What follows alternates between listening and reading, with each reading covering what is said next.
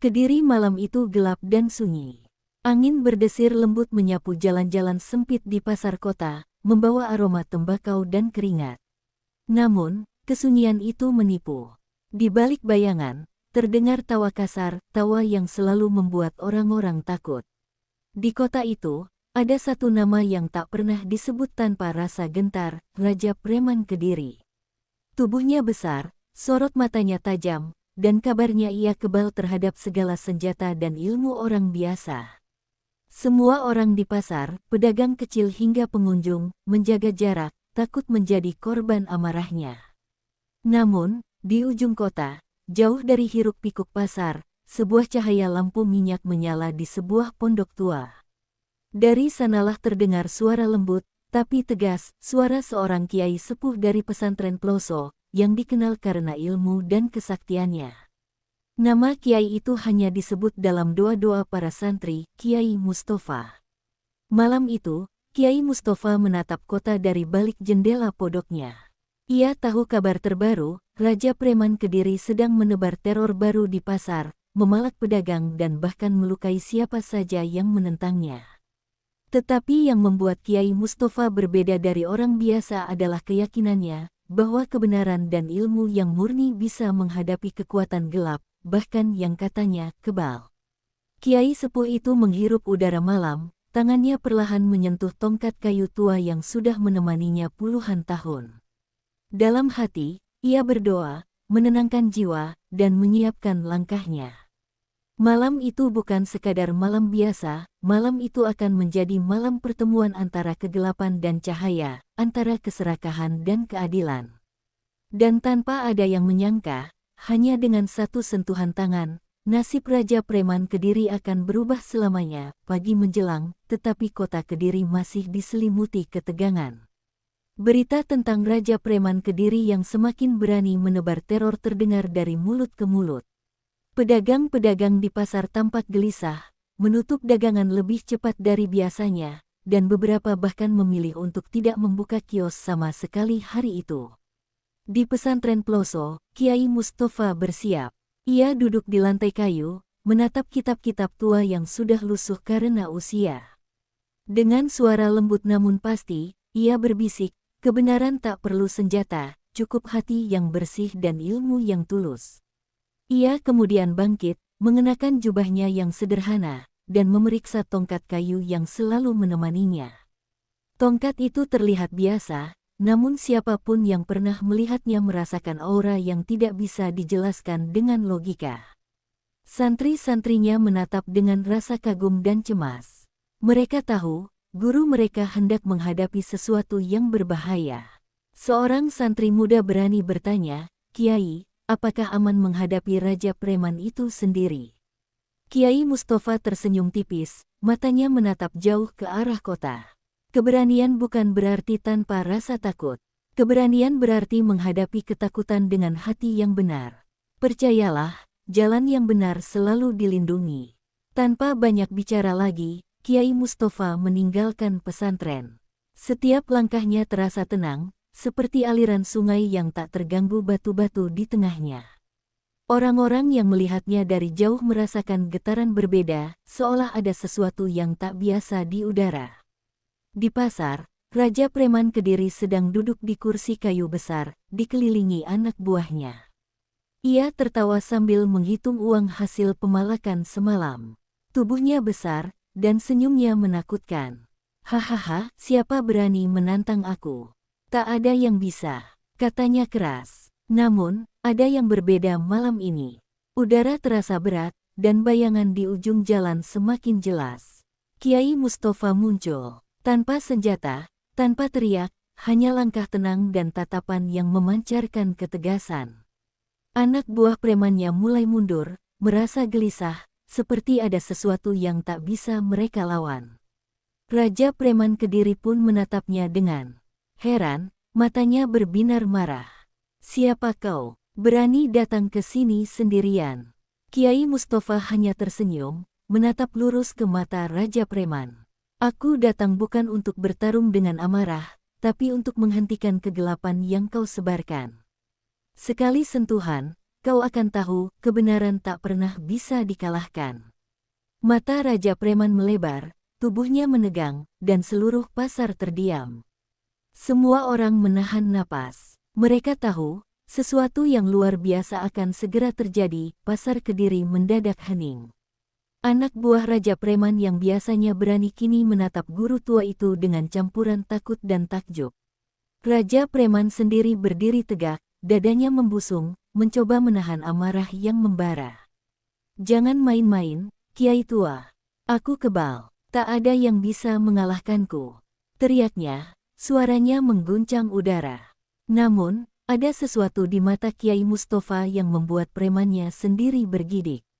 Tatapan itu bukan sekadar marah, tapi tenang, dalam, dan penuh keyakinan, seperti gunung yang tak bisa digoyahkan. Kiai Mustafa melangkah perlahan, satu demi satu, melewati anak buah premannya yang menyingkir dengan takut-takut. Raja Preman Kediri mengepalkan tangan, siap menghadapi serangan fisik. Tapi Kiai Mustafa tidak menyerang.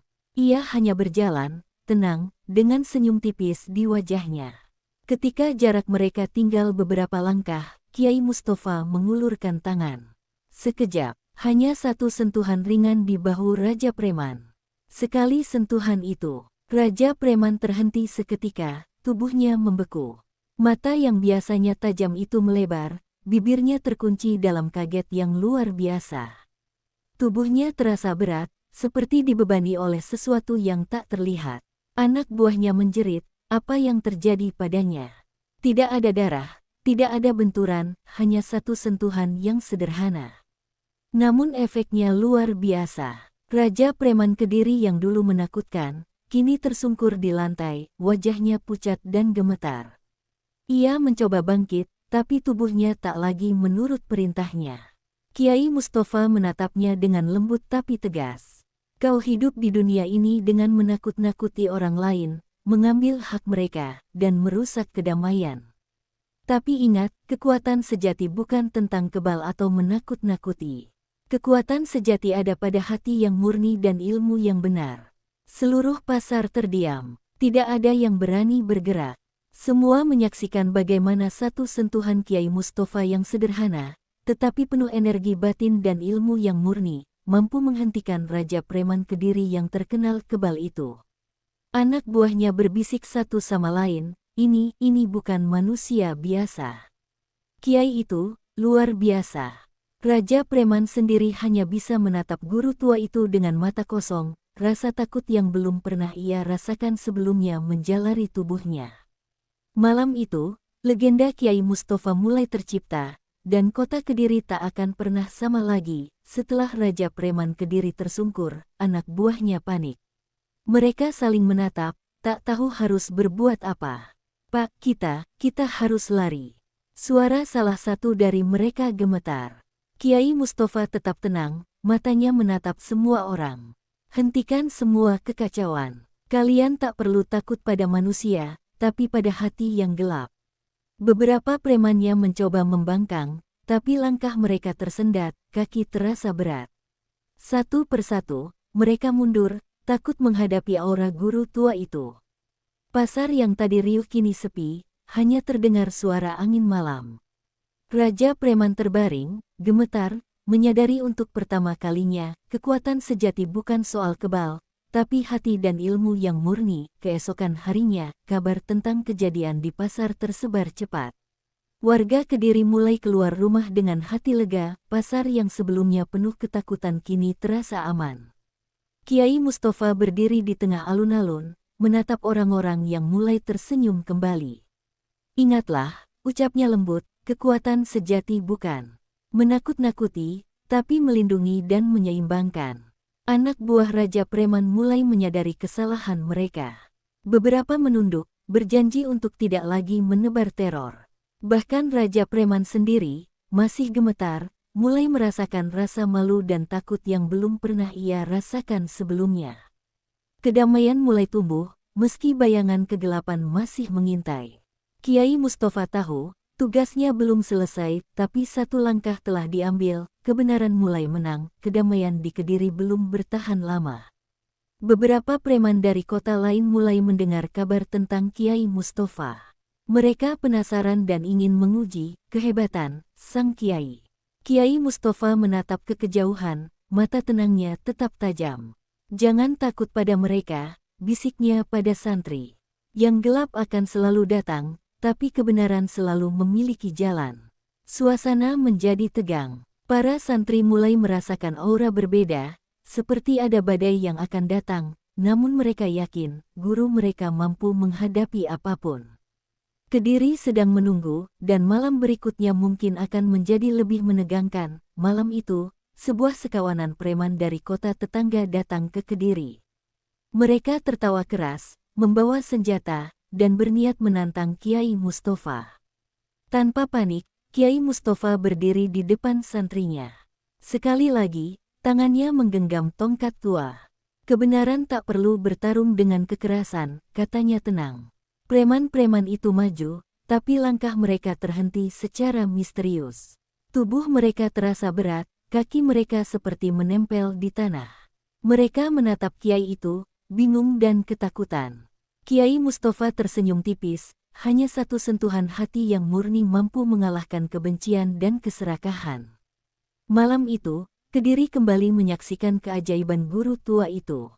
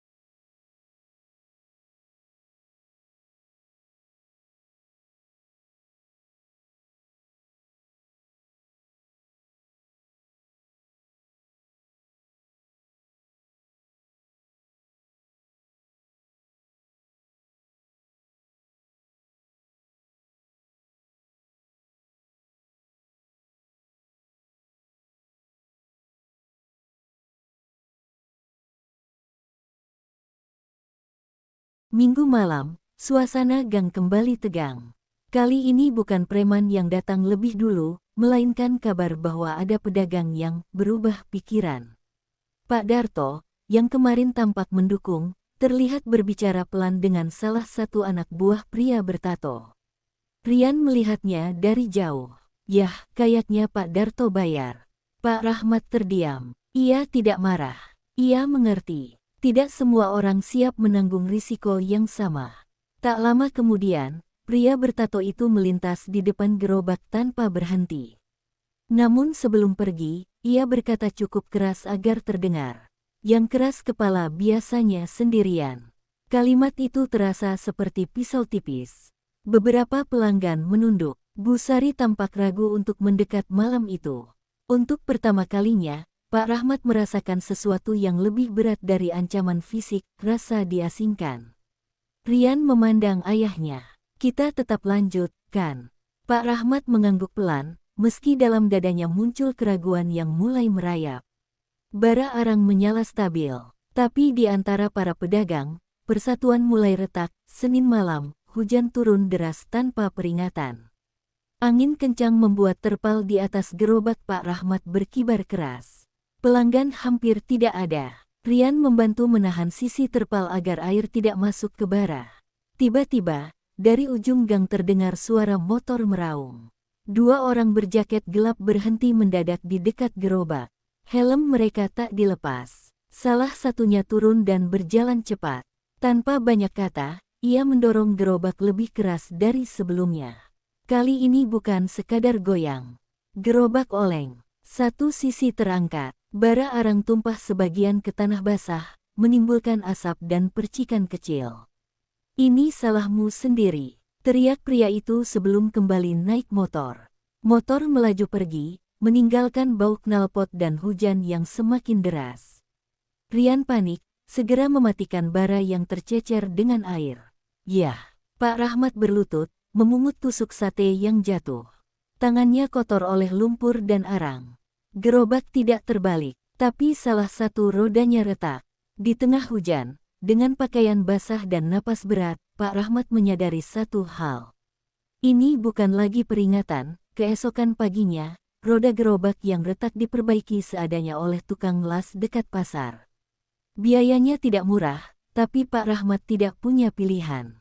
Kalau terus begini, bisa habis modalmu, Mat, kata tukang las pelan. Pak Rahmat hanya tersenyum tipis. Sore harinya, ia tetap membuka jualan. Beberapa pedagang memperhatikan dengan heran. Setelah kejadian semalam, banyak yang mengira ia akan menyerah atau setidaknya berdamai. Namun asap sate kembali mengepul seperti biasa. Saat maghrib hampir tiba, pria bertato itu muncul lagi. Kali ini sendirian. Ia berdiri cukup lama, menatap roda gerobak yang baru dilas. Keras juga kamu, katanya datar. Pak Rahmat tidak menjawab. Ia terus membalik sate. Pria itu mendekat sedikit. Kamu pikir bisa menang? Pak Rahmat akhirnya menatapnya. Suaranya tenang, tapi tegas. Saya cuma mau jualan dengan tenang. Itu saja. Beberapa detik mereka saling pandang. Angin sore membuat bara menyala lebih terang. Dan untuk pertama kalinya, pria bertato itu tidak langsung membalas dengan ancaman. Malam itu, setelah gerobak ditutup, Pak Rahmat duduk di depan rumah sambil membersihkan peralatan. Rian menemaninya, wajahnya masih tegang. Tiba-tiba, suara ketukan pelan terdengar di pintu. Bu Sari berdiri dengan senyum tipis, membawa beberapa tusuk sate dingin. Untuk kalian, semacam dukungan, katanya. Pak Rahmat tersenyum pelan. Terima kasih, Bu. Tak lama, beberapa pedagang lain mulai menaruh makanan atau minuman di depan gerobak Pak Rahmat saat malam menjelang, tanpa kata banyak, hanya tanda bahwa mereka tetap berdiri bersama. Rian menatap ayahnya. Lihat, yah, kita nggak sendirian. Pak Rahmat mengangguk. Bara di hatinya terasa makin hangat. Ancaman masih ada, tapi rasa solidaritas diam-diam itu memberinya kekuatan baru. Di ujung gang, bayangan pria bertato muncul lagi. Tapi malam itu, ia hanya lewat, menatap gerobak yang tetap berdiri kokoh. Selasa pagi, Pak Rahmat bangun lebih awal dari biasanya. Ia duduk di depan meja kecil di rumah, menatap gerobak yang akan ia buka sore nanti. Rian, kita harus siap, katanya pelan. Mereka akan datang lagi, pasti. Rian mengangguk. Ayah, kita bisa bikin jebakan kecil, kan? Supaya mereka nggak terlalu dekat gerobak. Pak Rahmat tersenyum tipis. Ya, sesuatu yang aman tapi memberi mereka pelajaran. Seharian itu mereka menyiapkan gerobak, bara tetap menyala, beberapa tusuk sate sengaja diletakkan untuk pemancing, dan posisi kursi serta meja diatur agar Pak Rahmat dan Rian punya ruang manuver. Malam tiba, dan ketiga preman itu muncul seperti biasa. Tapi kali ini, mereka disambut oleh Pak Rahmat yang tenang, dengan mata yang berbeda, mata yang siap menghadapi ancaman, bukan takut. Bara arang tetap menyala, seperti hati Pak Rahmat yang perlahan mulai membara. Malam itu, gang sempit di kawasan pasar terasa lebih sunyi dari biasanya. Hanya suara gerobak sate Pak Rahmat yang berderak ringan dan aroma daging panggang yang menggoda. Lampu jalan berkedip pelan, menciptakan bayangan panjang di dinding tembok yang retak. Rian berdiri di samping ayahnya, tangannya gemetar meski ia berusaha terlihat tenang. Malam sebelumnya mereka sudah menyiapkan strategi kecil, bara tetap dijaga, beberapa tusuk sate, penarik, diletakkan di sisi gerobak, dan kursi-kursi plastik diposisikan agar mereka bisa bergerak cepat jika ada serangan. Dari ujung gang, terdengar langkah kaki yang berat. 3 sosok familiar muncul, pria bertato, pria kurus, dan satu lagi lebih gemuk. Mereka berjalan pelan, tetapi tatapan mereka jelas dan mengancam. Salah satu preman, pria kurus, tersenyum sinis. Kamu masih keras kepala, ya. Suara pria bertato terdengar datar, tapi setiap kata mengandung ancaman. Pak Rahmat tetap tegak, tangannya memegang tusuk sate terakhir, bukan sebagai senjata, tapi sebagai simbol bahwa ia akan tetap mempertahankan gerobaknya. Saya hanya mau jualan dengan tenang. Itu saja, jawabnya tegas. Pria bertato melangkah lebih dekat. Kamu pikir orang kecil seperti kamu bisa menang lawan kami? Rian menggenggam lengan ayahnya. Jangan dekat, yah, bisiknya. Tiba-tiba, Pak Rahmat meletakkan tusuk sate di meja dan melangkah maju, tepat ke arah pria bertato. Nada suaranya tetap tenang tapi tegas. Mungkin saya orang kecil, tapi saya tidak akan membiarkan gerobak ini diperas, apalagi di depan anak saya. Sekali lagi, jangan ganggu kami. Pria bertato terdiam, sedikit terkejut oleh keberanian itu. Rekannya tampak ragu. Suasana sejenak hening, hanya suara bara arang yang berdesis di atas panggangan. Berani juga kamu, gumam pria bertato, lalu tersenyum tipis. Baiklah, kali ini cuma peringatan. Sebelum pergi, ia menepuk bahu Pak Rahmat dengan kasar, tapi tidak sampai menyakiti. Lalu mereka pergi, meninggalkan gang yang kembali sunyi. Pak Rahmat menoleh ke Rian. Kamu lihat, kita bertahan. Kadang keberanian kecil bisa membuat yang besar berpikir 2 kali. Rian tersenyum tipis, matanya masih berkaca-kaca. Bara arang di gerobak tetap menyala, tapi malam itu, hati mereka juga terasa hangat. Meski perlawanan kecil ini berhasil, Pak Rahmat tahu ini baru awal. Preman-preman itu mungkin akan kembali. Tapi sekarang, ada sesuatu yang tak bisa mereka ambil, keberanian dan tekad seorang ayah yang mempertahankan hidupnya dengan integritas. Gang itu tetap sunyi, tapi setiap sudutnya seolah menyimpan bara baru, bara perlawanan yang mulai membesar. Hari Jumat berikutnya tiba dengan suasana yang tegang. Matahari sore menyinari gang sempit dengan cahaya keemasan, tapi udara terasa berat. Semua pedagang tampak waspada. Beberapa menutup gerobak lebih awal, tapi Pak Rahmat tetap membuka dagangannya seperti biasa. Bara arang tetap menyala, dan aroma sate yang khas menguar di sepanjang gang. Rian berdiri di samping ayahnya, matanya tajam menatap ujung gang. Mereka pasti datang lagi, yah, katanya pelan. Pak Rahmat mengangguk. Kita siap, Ri. Ingat, selama bara ini menyala, kita tidak kalah. Tidak lama kemudian, 3 preman itu muncul, langkahnya santai tapi penuh ancaman. Pria bertato paling depan tersenyum sinis. Lagi-lagi kalian keras kepala, ya. Pak Rahmat tidak bergerak mundur. Tangannya tetap di atas panggangan, sesekali membalik tusuk sate. Kami tidak takut, saya hanya mau jualan dengan tenang, itu saja. Preman yang gemuk menendang kaki gerobak sedikit, tapi Pak Rahmat dengan cekatan menahan gerobak agar tidak goyah. Rian ikut membantu, menempatkan kursi sebagai penghalang kecil. Pria bertato mendekat lebih jauh, menatap mata Pak Rahmat. Berani sekali, anak kecil pun sudah ikut campur. Pak Rahmat menarik napas panjang. Suaranya tenang, tapi penuh kekuatan. Ini bukan soal besar atau kecil. Ini soal hidup kita. Saya tidak akan membiarkan siapapun merusak apa yang saya bangun dengan tangan saya sendiri. Tiba-tiba, sesuatu terjadi yang tidak diduga. Dari sudut gang, beberapa pedagang muncul, Bu Sari, Pak Darto, bahkan sopir angkot yang biasanya hanya diam. Mereka membawa lampu, meja tambahan, dan beberapa kursi. Semuanya berdiri di belakang Pak Rahmat, diam tapi jelas menunjukkan dukungan mereka. Pria bertato menatap sekeliling, ragu. Ia menyadari bahwa Pak Rahmat tidak lagi sendirian. Para pedagang yang terlihat lemah sebelumnya kini berdiri bersatu. Bara kecil yang selama ini tersembunyi di hati orang-orang kecil itu mulai membesar menjadi api solidaritas. Mungkin kalian memang layak dihormati, gumam pria bertato, lalu melangkah mundur. Ini bukan berakhir, tapi kali ini kami mundur. Mereka pergi, meninggalkan gang yang kini terasa lebih hidup. Para pedagang bersorak pelan, saling tersenyum. Rian memeluk ayahnya. Ayah, kita berhasil. Pak Rahmat menatap bara di panggangan, yang kini menyala lebih terang dari sebelumnya.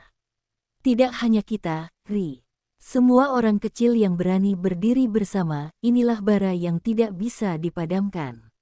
Selama kita tetap bersatu, selama kita tetap jujur dan berani, tidak ada yang bisa menindas kita.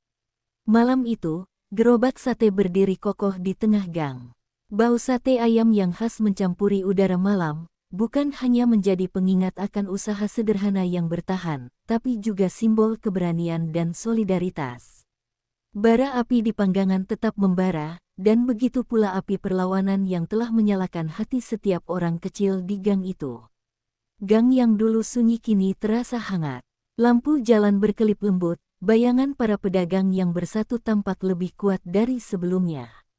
Malam itu, bukan sekadar kemenangan atas ancaman preman, tapi kemenangan atas rasa takut, ragu, dan kesepian yang pernah menghantui mereka. Dan di ujung gang, meski dunia tetap keras, satu hal jelas, baranya sudah tidak bisa padam lagi.